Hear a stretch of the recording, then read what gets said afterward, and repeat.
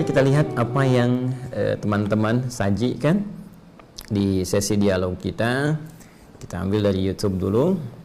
Baik, bismillahirrahmanirrahim. Pertanyaan dari saudara kita, seperti biasa saya tidak sebutkan nama tapi tercantum di sini. Assalamualaikum Ustadz. Waalaikumsalam warahmatullahi wabarakatuh. Mohon pencerahannya.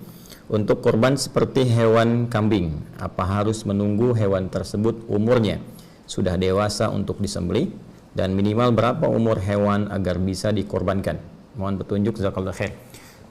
Petunjuk kita mohonkan kepada Allah Subhanahu wa taala. Dari situ kemudian kita lacak pada keterangan Rasulullah SAW yang menyampaikan secara detail pesan-pesan dan petunjuk Allah Subhanahu wa taala yang diteruskan untuk sampai kepada kita hamba-hamba Allah dan umat Nabi Muhammad SAW. Untuk melacak keterangan Nabi SAW, kita kembali kepada kitab-kitab hadis yang merangkum keterangan Rasulullah yang bisa kita akses. Di antara pertanyaan Anda ini, kita bisa temukan di antaranya dalam hadis riwayat Muslim, nomor hadis 1963. Ya, riwayatnya bersumber dari sahabat Jabir radhiyallahu taala anhu, anin Nabi sallallahu alaihi wasallam, dari Nabi sallallahu alaihi wasallam qala, beliau bersabda, la tadhbahu illa musinnatan. Janganlah kalian menyembelih hewan, ya. Ini dalam konteks yang khusus untuk berkurban. Ya, illa musinnatan, kecuali hewan itu sudah cukup umurnya, ya, cukup usianya.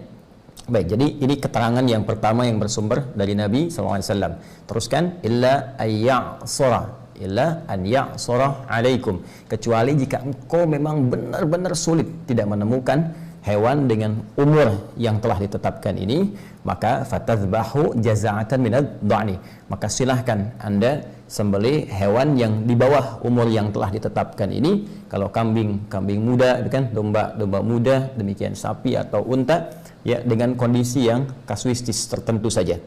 Baik, sekarang pertanyaannya, berapa batasan umur yang ditetapkan ini?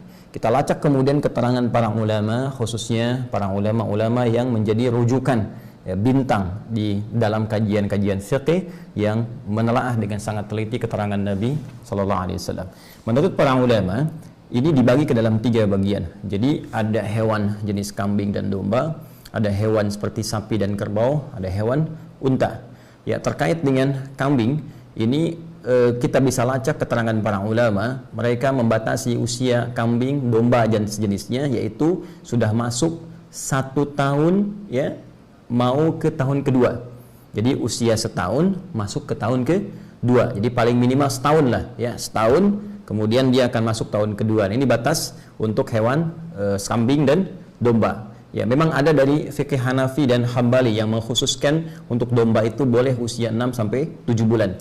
Tapi umumnya yang disepakati, ya, mengambil batas paling amannya usia setahun masuk tahun kedua.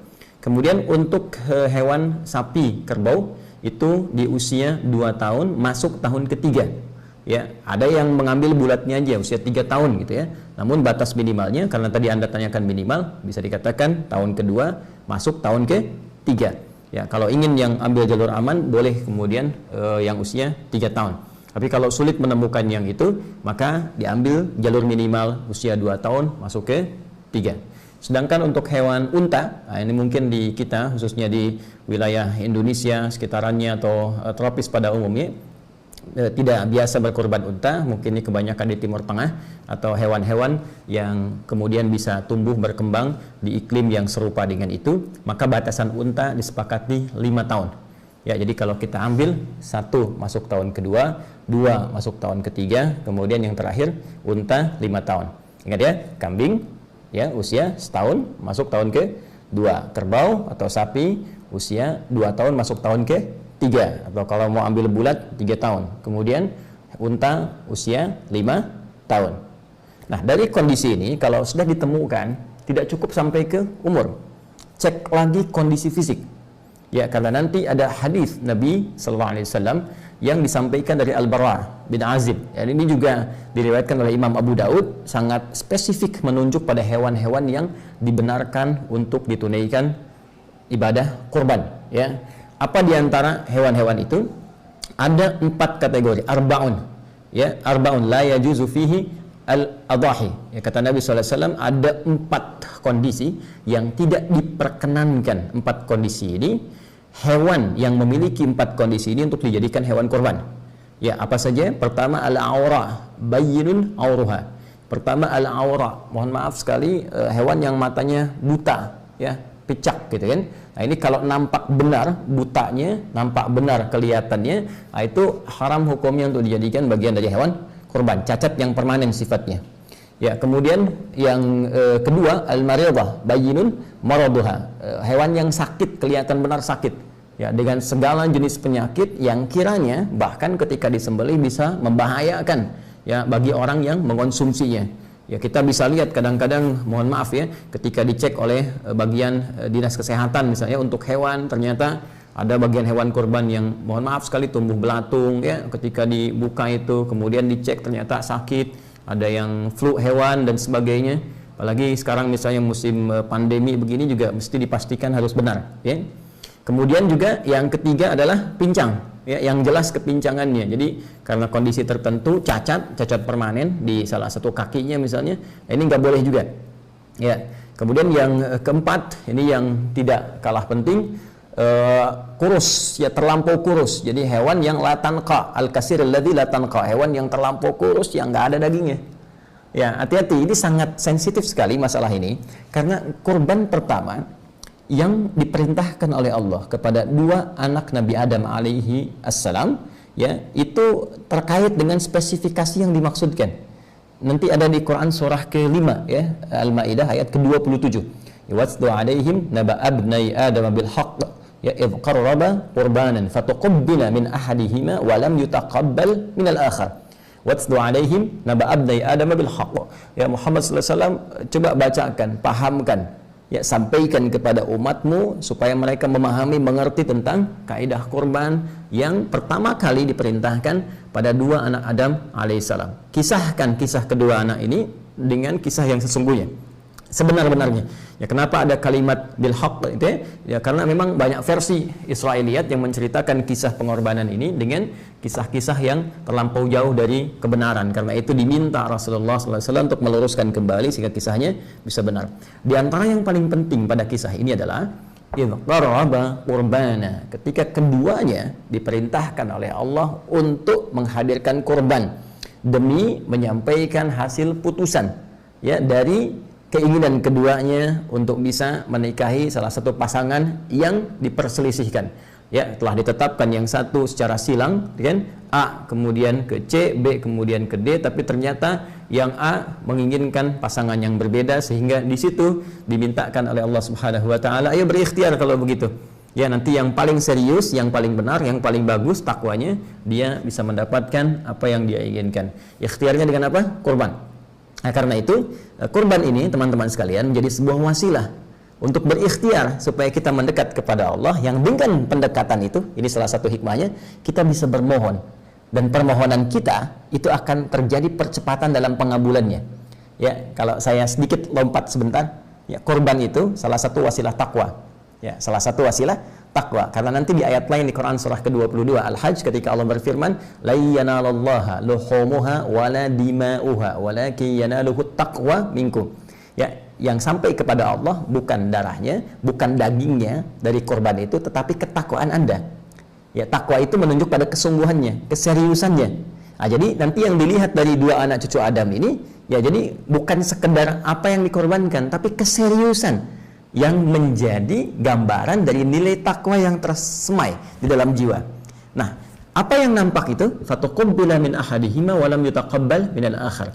Maka dari ciri takwa ini kelihatan, satu kata Allah diterima, yang benar-benar menghadirkan nilai takwa ketika berkorban, yang satu lagi ditolak. Ketika ditelusuri kemudian kisahnya, ternyata yang diterima ini, Masya Allah, dia punya hewan ternak.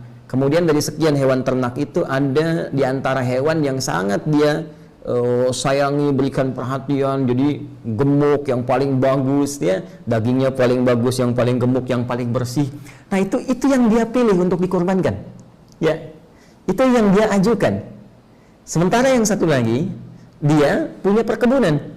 Dari hasil kebunnya itu, ternyata dia berpikirnya begini, ya, seperti kelihatan logis, padahal dalam nalar syariat ini tidak masuk. Ya, seperti kelihatan logis dalam akal pikiran, padahal dalam nalar syariat ini tidak masuk. Jadi dia berprinsip begini, sudahlah, ini kan yang bagus-bagus dari hasil kebun, saya aja yang makan. Toh Allah nggak akan makan ini, jadi saya kasih yang jelek-jeleknya aja. Dia korbankan yang jeleknya, ya, dengan asumsi bahwa Allah nggak makan, Allah nggak minum, Allah nggak butuh ini. Yang butuh penting gitu kan, saya korban. Ternyata prinsip yang seperti ini tidak mendapatkan penerimaan di sisi Allah Subhanahu wa taala. Sampai muncul penegasan, "Hei, ini hewan paling bagus pun yang sampai pada Allah bukan hewannya." Memang betul, bukan hewannya, bukan darahnya, tapi kesungguhan engkau dalam mempersembahkan itu. Ya, kesungguhan engkau dalam menyiapkan itu. Kamu nggak sungguh-sungguh nih. Korban kamu cuma yang jelek-jelek, korban kamu nggak bernilai, nggak ada kualitasnya. Maka diterimalah yang satu yang serius, yang ini ditolak. Dari sinilah kemudian muncul syariat kemudian sampai kepada kita untuk menunjukkan kesungguhan dalam berkorban. Jadi jangan sampai begini, cari yang biasa-biasa, apalagi punya aib yang 4 tadi, ya. Karena ini murah misalnya, ambil. Ini yang pincang aja, harganya diskon 50%. Nah, itu nggak bisa. Nah, maka orang-orang yang berkorban dari hasil-hasil yang tidak baik, maka sudah pasti tidak akan mendapatkan penerimaan dan tempat di sisi Allah Subhanahu wa taala. Termasuk dikiaskan kepada harta yang dibelanjakan untuk korbannya. Ini juga menjadi penting. Ya, awas, hati-hati, uang hasil korupsi nggak boleh pakai kurban. Ya, uang hasil rampokan, uang hasil pencurian, hasil riba, hati-hati. Ya, nah, jadi ambil yang paling halal yang bisa Anda persembahkan untuk kurban itu. Itu yang akan dilihat oleh Allah Subhanahu wa taala. Jika itu terjadi, nabung, masya Allah, ya. Bahkan ada yang mencoba berpindah dari kegiatan yang nggak bagus kepada yang bagus. Ya, misal biasa merokok, mohon maaf ya, tiba-tiba dia pengen beralih, uang itu dia tabung tuh, tabung terus beli hewan kurban. Wah, itu luar biasa tuh. Ya, itu luar biasa. Nah, apalagi dari Anda nabung yang paling halal, paling baik, ya, alih-alih beli dunia, Anda belikan hewan kurban. Kemudian di situ ketika disembelih, Anda berdoa. Masih ingat tadi? Yang dilihat takwanya. Ketika takwa itu muncul, perhatikan Quran surah kelima Al-Maidah ayat 35. Ya ayyuhalladzina amanu ittaqullah wabtaghu ilaihil wasilah. Hei orang-orang beriman, tingkatkan takwamu kepada Allah dan jadikan peningkatan takwa itu sebagai wasilah untuk mencari apa-apa yang engkau ingin harapkan. Jadi ketika itu sudah selesai kurban, langsung berdoa. Minta sama Allah.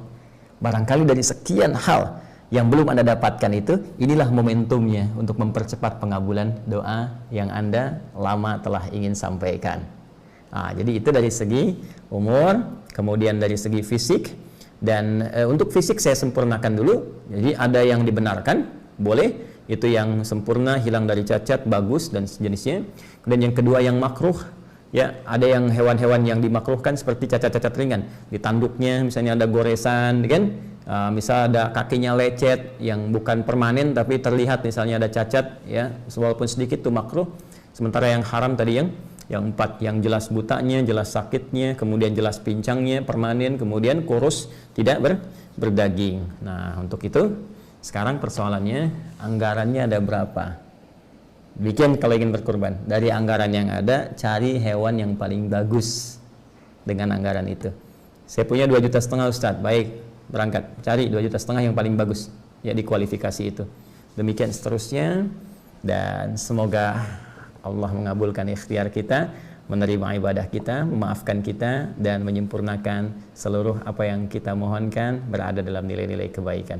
Hadi hidayat, subhanakallahumma wa bihamdika, asyhadu an la ilaha illa anta astaghfiruka wa atubu ilaik. Assalamualaikum warahmatullahi wabarakatuh.